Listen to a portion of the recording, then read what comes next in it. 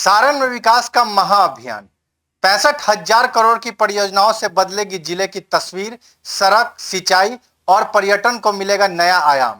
बिहार के सारण जिले के लिए विकास के नए युग की शुरुआत होने जा रही है।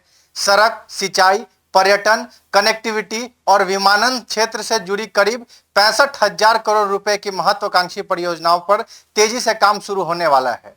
इनमें लगभग 37,000 करोड़ रुपए की परियोजनाएं पहले से निर्माणाधीन है, जबकि 28,000 करोड़ रुपए की नई योजनाओं को स्वीकृति मिल चुकी है।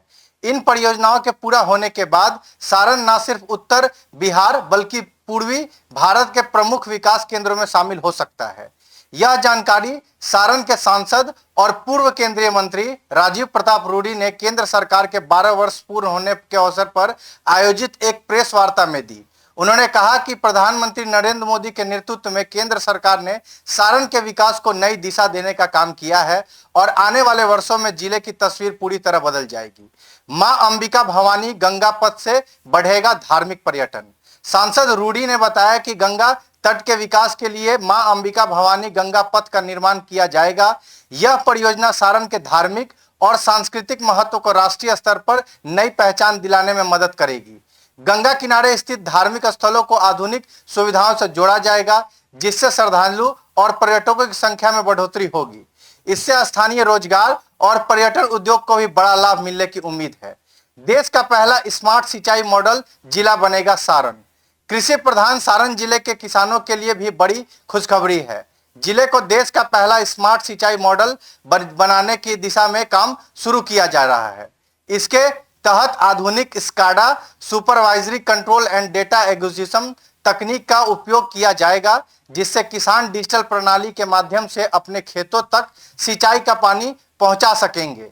इस परियोजना के लागू होने के बाद जल प्रबंधन अधिक प्रभावित होगा और किसानों को समय पर सिंचाई सुविधा उपलब्ध हो सकेगी।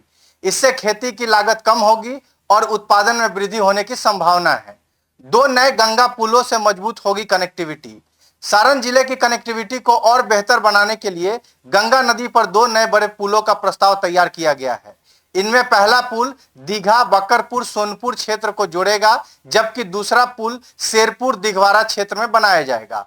इसके अलावा मांझी पुल, डोरीगंज पुल, दिघवारा परियोजना और जेपी सेतु के समानांतर प्रस्तावित 6 लेन पुल जैसी योजनाएं भी तेजी से आगे बढ़ रही हैं।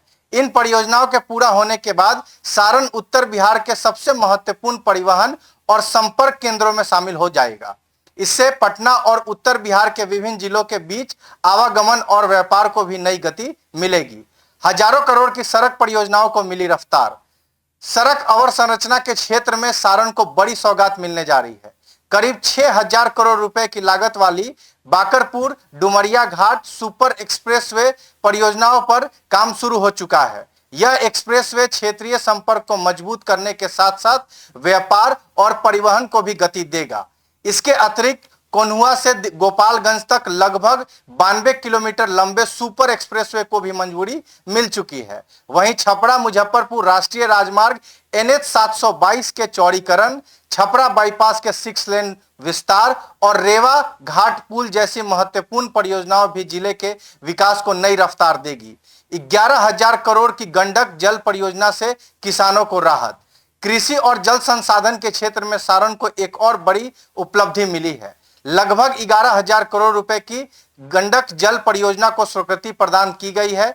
इस योजना के उद्देश्य उन क्षेत्रों तक भी साल भर सिंचाई का पानी पहुंचाना है जहां अभी जल संकट की समस्या बनी रहती है। इसके अलावा करीब 1,400 करोड़ रुपए की लागत से जिले की नदियों और जल धाराओं को आपस में जोड़ने की योजना भी तैयार की गई है। इस परियोजना के तहत लगभग 640 किलोमीटर लंबी जल प्रणाली विकसित की जाएगी, जिससे जल संरक्षण, सिंचाई और बाढ़ प्रबंधन में महत्वपूर्ण सहायता मिलेगी। सोनपुर बनेगा दक्षिण एशिया का बड़ा विमान केंद्र। सांसद राजीव प्रताप रूडी ने बताया कि सोनपुर क्षेत्र में दक्षिण एशिया के प्रमुख विमान केंद्र के विकास की दिशा में भी काम चल रहा है। यदि यह परियोजना मूर्त रूप लेती है तो बिहार की पहचान विमान क्षेत्र में राष्ट्रीय ही नहीं बल्कि अंतर्राष्ट्रीय स्तर पर भी मजबूत होगी। इस परियोजना का लाभ बिहार के अलावा नेपाल, भूटान, बांग्लादेश और पूर्वी भारत के कई राज्यों को भी मिलेगा। इससे निवेश, रोजगार और क्षेत्रीय आर्थिक गतिविधियों में उल्लेखनीय वृद्धि होने की संभावना है।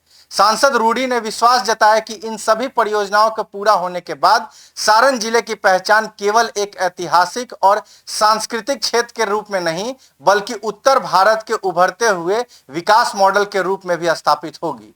आपके साथ Gulshan Kumar, bureau report, city post live.